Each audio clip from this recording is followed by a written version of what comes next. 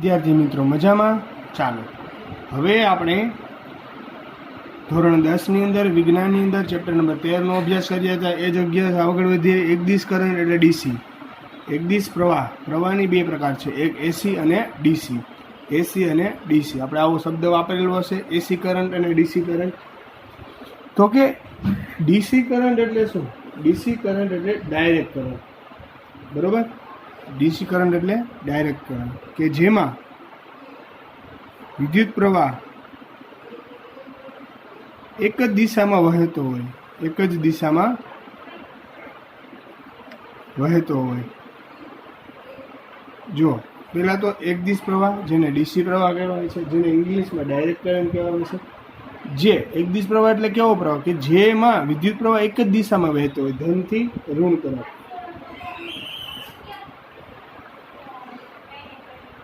અને અહીં જો સમય સાથે વોલ્ટેજ ન બદલાય તો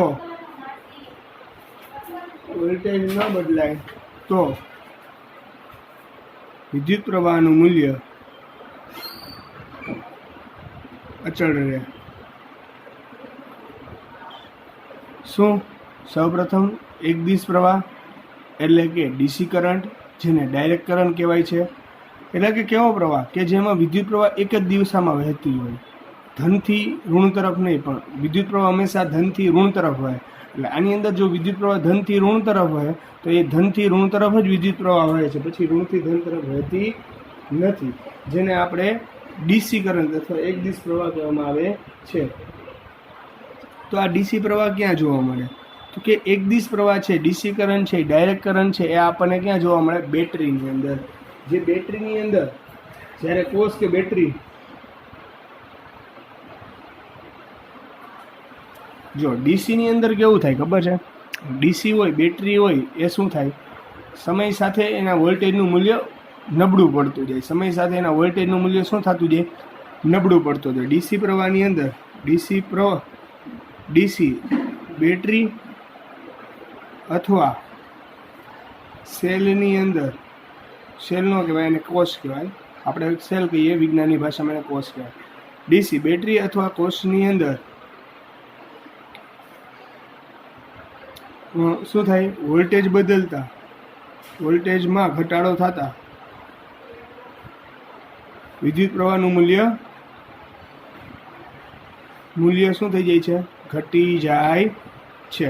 હવે મેં તમને એમ કીધું હતું કે જો એની અંદર વોલ્ટેજનું પ્રમાણ વધે તો વિદ્યુત પ્રવાહનું મૂલ્ય વધે, પણ વોલ્ટેજનું પ્રમાણ ઘટે તો વિદ્યુત પ્રવાહનું મૂલ્ય પણ ઘટે. પરંતુ જો તમને એમ કહું છું, બેટરી હોય છે, બરોબર છે, એ કોષ છે, એ આપણે બેટરી પણ કહી શકીએ છીએ.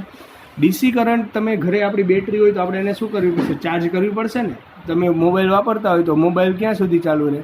જ્યાં સુધી તે મોબાઈલની અંદર બેટરી ચાર્જ હોય ત્યાં સુધી ચાલુ રહે. તો એવી રીતે બેટરી ફૂલ ચાર્જ હોય ત્યાં મોબાઈલ ધીમે ધીમે પહેલાં 100% હોય, પછી 70 થાય, 80, 60 થાય, 50 થાય, 40 થાય, એવી રીતે ઘટતી જાય છે ને. હા, તો એમ જ કહે છે, વોલ્ટેજનું મૂલ્ય સતત ઘટતું જાય તો વિદ્યુત પ્રવાહનું મૂલ્ય પણ કેવું થઈ જાય? ઘટી જાય છે. ડીસી કરંટની અંદર, ડીસી પ્રવાહમાં વિદ્યુત પ્રવાહની દિશા ધનથી ઋણ તરફ એક જ દિશામાં વહે છે. રેડી? જો ડીસી પ્રવાહમાં વિદ્યુત પ્રવાહની દિશા ધનથી ઋણ તરફ એક જ દિશામાં વહે, પાછો કરંટ ઋણથી ધન દિશામાં આવતો નથી. રેડી? એક જ દિશામાં વહે. એટલે જો તમને કહી દઉં, બરાબર, ડીસી કરંટ એટલે કે આપણે જે બેટરીમાં યુઝ કરીએ છીએ બધાને ડીસી કરંટ કહેવાય, બરોબર. એની અંદર શું થાય કે પ્રવાહ એક જ દિશામાં વહે, સમય સાથે પ્રવાહ બદલાઈ જાય. જો પ્રવાહમાં વોલ્ટેજમાં ઘટાડો થાય તો વિદ્યુત પ્રવાહમાં પણ ઘટાડો થઈ જાય છે, બરોબર છે. તો ડીસી પ્રવાહનો જો હું તમને આલેખ દોરું, આ આલેખ છે ને ઘણીવાર ઉપયોગી છે. મેં તમને શું કીધું? વિદ્યુત પ્રવાહની દિશા હોય આ ધન, આ ઋણ, બરોબર. આ શું છે? આ છે આપણો સમય છે, જો રેડી છે. અને આપણું વિદ્યુત પ્રવાહ છે. હવે મેં તમને એમ કીધું કે શું કીધું હમણાં? તો કે ડીસી કરંટનું ઉદાહરણ લઈ લઈએ આપણે. ડીસી કરંટ તો એ પ્રવાહ હંમેશા એક જ દિશામાં જાય. જો ધનથી ઋણ તરફ જતો હોય તો ધનથી ઋણ તરફ અને સીધી રેખામાં ગતિ કરે. એટલે જો વિદ્યુત પ્રવાહ અને સમય અચળ રહે એ અચળ ને અચળ રહેવાનો જ છે. Ready complete. એટલે કે આનો ગ્રાફ કેવો થાય? સીધો રેખામાં જ થાય. સીધી, કારણ કે ધન દિશામાં જો ઋણ દિશામાંથી પાછો ધનમાં આવતો નથી, એટલે ધન દિશામાંથી જ પ્રવાહ પસાર થાય છે. રેડી છે? માત્ર જો આ કયો ગ્રાફ છે? ડીસી કરંટનો. શેનો ગ્રાફ છે? DC current. આવી રીતે એસી પ્રવાહ પણ આવે છે. આમ કોષ કે બેટરી દ્વારા વહેતો પ્રવાહ એક જ દિશામાં વહે છે. એક જ દિશામાં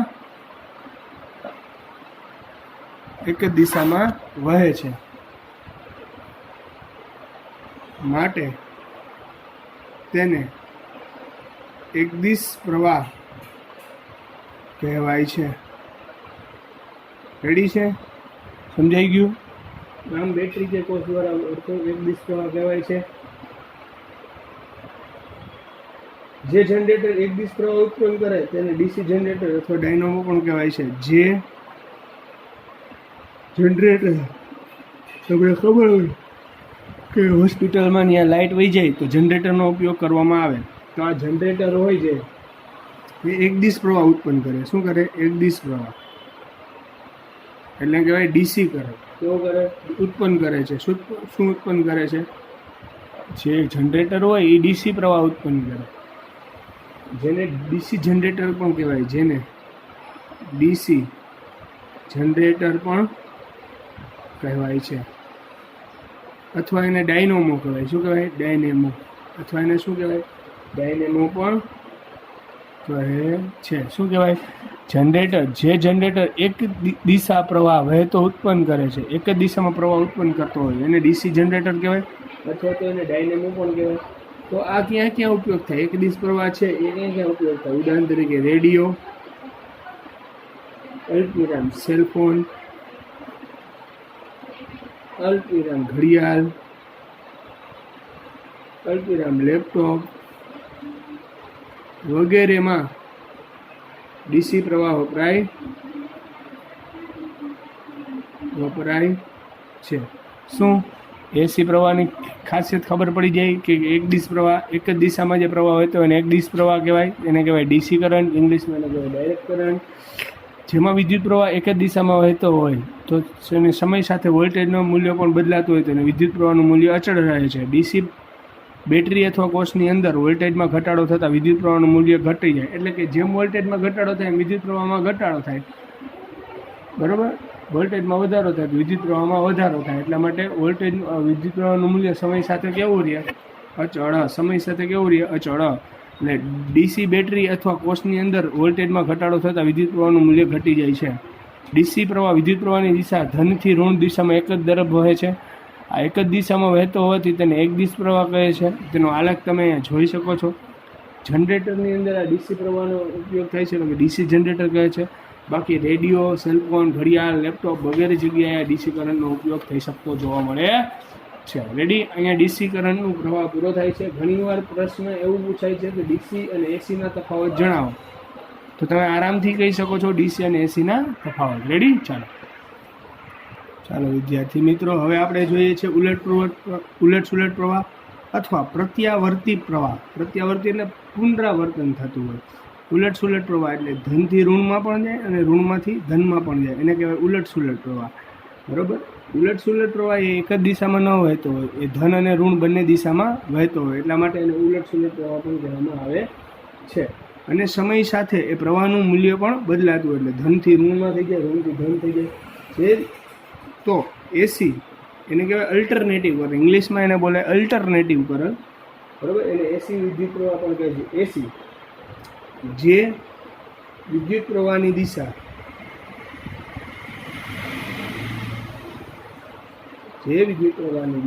અને મૂલ્ય સમય સાથે આવર્ત રીતે બદલાતો હોય. આવર્ત એટલે ખબર છે ને? આવર્ત રીતે બદલાય છે. તેને પ્રત્યાવર્તી પ્રવાહ અથવા એસી પ્રવાહ કહેવાય છે. જે વિદ્યુત પ્રવાહની દિશા અને મૂલ્ય આવર્ત રીતે બદલાય. આવર્ત એટલે શું ખબર છે છોકરાઓ તમને? આવર્ત એટલે શું છે ખબર છે? આપણે 9મા ધોરણમાં આ આવર્ત વિશે થોડો અભ્યાસ મેળવેલો છે, તો પણ તમને નથી ખબર તો હું કહી દઉં. આવર્ત એટલે એક પ્રકારનો વેવ્સ. આપણે કેમ મોજા હોય એવી જે મોજા વહેતા હોય એવી રીતે આવર્ત. રેડી? હું તમને આમાં સમજાવું છું કઈ રીતે હોય. હવે એસી કરંટનો અંદર મેં તમને શું કીધું? ઉલટ સુલટ પ્રવાહ હોય. એટલે ધનથી ઋણ તરફ પણ જાય અને ઋણથી ધન દિશા તરફ પણ. ગતિ કેવી રીતે કરે? આવર્તની રીતે. કેવી રીતે કરે? આવર્તની રીતે. આવર્તની રીતે એટલે કઈ? તો હું તમને સમજાવું છું, એટલે તમને સમજાય. જો આલેખ દોરું છું, આલેખ આવર્તની જો આ સમય છે, આ ધન મૂલ્ય કહેવાય અને કહેવાય ઋણ મૂલ્ય. રેડી છે આટલી વસ્તુ? બરોબર. આ એસી કરંટ છે. શું છે? રેડી? હવે જો મેં શું કીધું? આવર્તની રીતે બદલાય. આવર્ત એટલે આ સમજી લ્યો કે આ ધન મૂલ્ય છે. જેટલું ધન મૂલ્યમાં ઉપર જાય ને એટલું ઋણ મૂલ્યમાં નીચે આવે. રેડી? આને કહેવાય આવર્ત. તો શું કહેવાય આને? આવર્તની રીતે ગતિ કરે. કઈ રીતે આવર્ત ગતિ કરે? આવર્તની રીતે. રેડી છે છોકરાઓ? રેડી? જો આને ધન આવર્ત કહેવાય. શું કહેવાય? અને આને શું કહેવાય? ઋણ આવર્ત. વિદ્યુત પ્રવાહ છે એ આવર્તની રીતે ગતિ કરે. કઈ રીતે ગતિ કરે?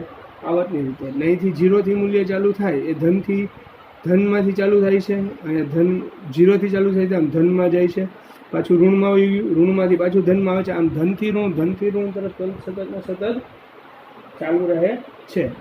એક ચક્કર પૂર્ણ કરે એટલે અહીંથી ચાલુ થયું ને અહીંયાથી આમ પૂરું થાય. એક ચક્કર આમ પૂરું કર્યું તો એને એક આવર્ત પૂરું કરેલું છે એમ કહી શકાય. બરોબર? હવે તમને કહી દઉં કે એસી પ્રવાહ ઉપયોગ ક્યાં થાય? કે આપણા ઘરગથ્થુ જીવનની અંદર. ઘરગથ્થુ જીવનની અંદર એટલે કે આપણે જે ટીવી ઉપયોગ કરીએ છીએ, આપણા ઘરમાં જે બહારથી થાંભલાઓમાંથી જે લાઇટ આવે છે એમાં એસી કરંટ આવતો હોય. કયો આવતો હોય છોકરાઓ? AC current. રેડી છે? એની અંદર શું આવતું હોય? AC current. હવે હું તમને કહું એસી કરંટ હોય છોકરાઓ. બરોબર? હવે આ જો સમય આવર્તકાળ કહે, અને આ જે એક ચક્કર પૂરું કરતા એને જે સમય લાગે ને એને કહેવાય છે આવર્તકાળ. શું કહેવાય છે? આવર્તકાળ. શું કહેવાય એને? આવર્તકાળ. રેડી? હવે જો હું તમને એમ કહું છું કે આપણા ઘરે જે પણ ડીશ કનેક્શન ચાલતું હોય, ફ્રીજ ચાલતું હોય, એર કન્ડિશનર ચાલતું હોય, પંખા ચાલતા, ટ્યુબલાઇટ, એ બહાર થાંભલામાંથી આવતો કરંટ છે. એ બહાર થાંભલામાંથી આવતો કરંટ એટલે એક પ્રકારનો આપણો એસી કરંટ. બરોબર છે? ભારતમાં ઘરગથ્થુ હેતુ માટે આપણામાં ઘરગથ્થુ ભારતમાં ઘરગથ્થુ હેતુ માટે એટલે ઘરમાં હેતુ માટે એટલે ઘરમાં જે કરંટ આવે છે એ 220 વોલ્ટનો છે. કેટલો? AC current. 220 વોલ્ટ એસી અને 50 હર્ટ્ઝ આવૃત્તિવાળો છે.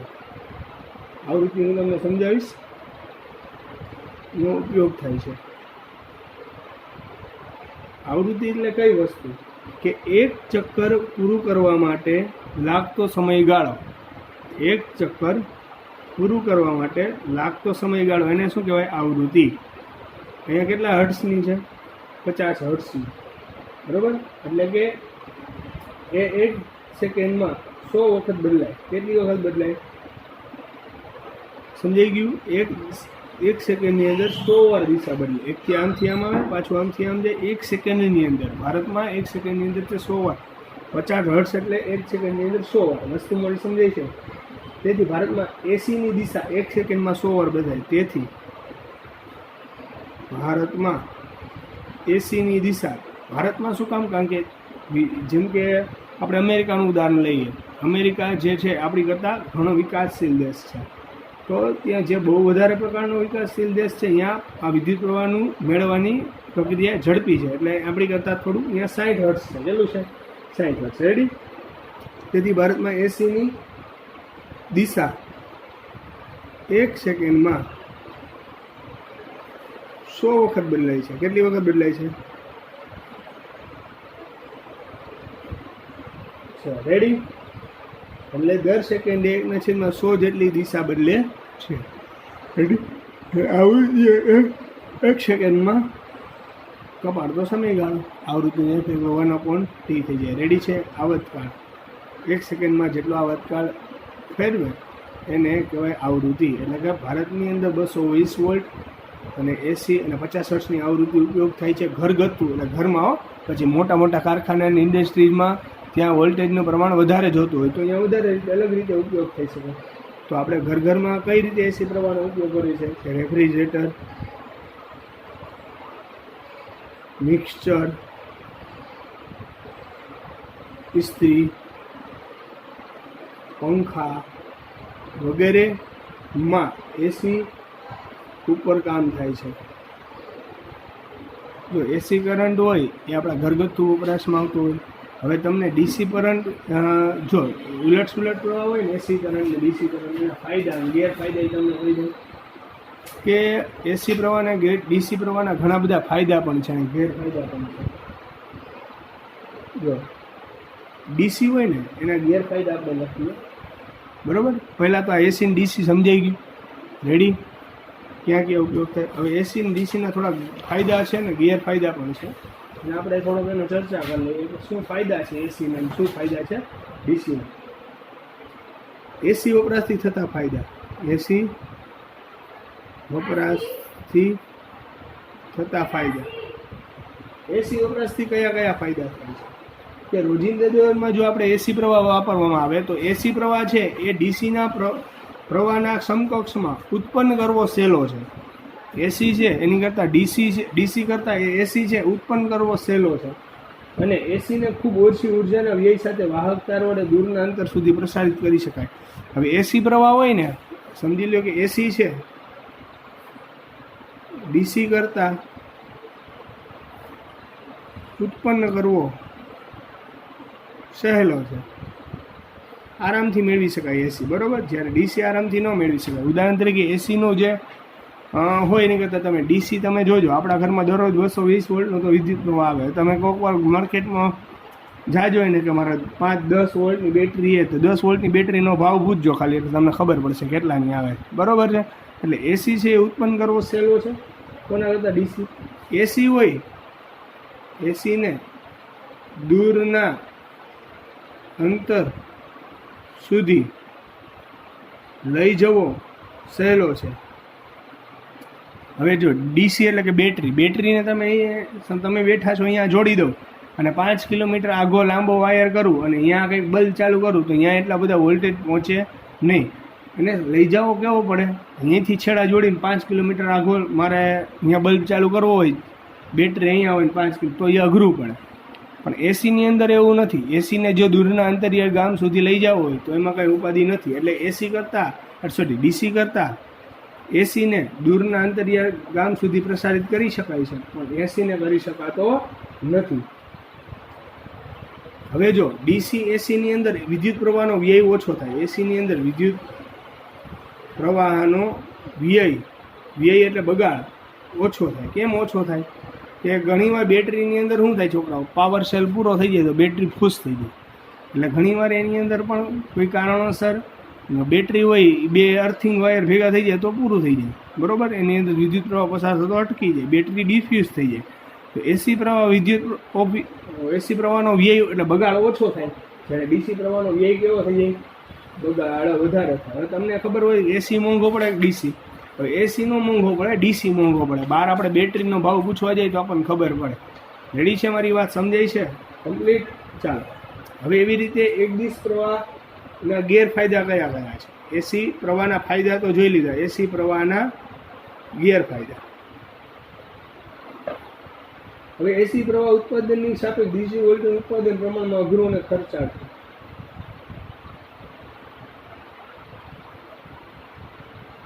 ડીસી પ્રવાહના ફાયદા એટલે કે ડીસીમાં શું થાય, ઉત્પન્ન કરવું અઘરું હોય, ડીસીને વાહક તાર વડે દૂરના અંતર લઈ જવું અઘરું પડે અને વિદ્યુત પ્રવાહનો વ્યય કર્યા સિવાય એને ઉપર આપણે દૂરના અંતર સુધી લઈ જવા પણ કેવો પડે આપણને, અઘરો. એટલા માટે બધી જગ્યાએ એસીની જગ્યાએ ડીસીની જગ્યાએ કયો ઉપયોગ થાય છે? એસી. જો રેડી? ચાલો, આટલું સમજાઈ ગયું. આમાં કોઈને કાંઈ પ્રશ્ન, કાંઈ ડાઉટ કે ન આવડતું હોય તો પૂછી શકો છો. ઓકે, ચાલો.